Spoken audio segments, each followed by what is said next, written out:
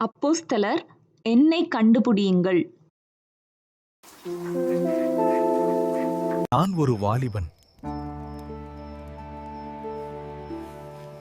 நான் ஜன்னலில் உட்கார்ந்திருந்தேன். நெடுநேரம் பிரசங்கம் பண்ணிக் கொண்டிருக்கையில் மிகுந்த தூக்கமடைந்தேன். நித்திரை மயக்கத்தினால் சாய்ந்து 3ஆம் மெத்தையிலிருந்து கீழே விழுந்தேன். மரித்தவனாய் எடுக்கப்பட்டே. உடனே பவுல் இறங்கி வந்து என்மேல் விழுந்து என்னை அணைத்துக் கொண்டு,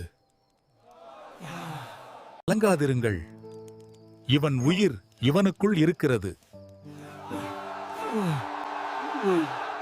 நான் யார் என்று ஊகிக்க முடியுமா?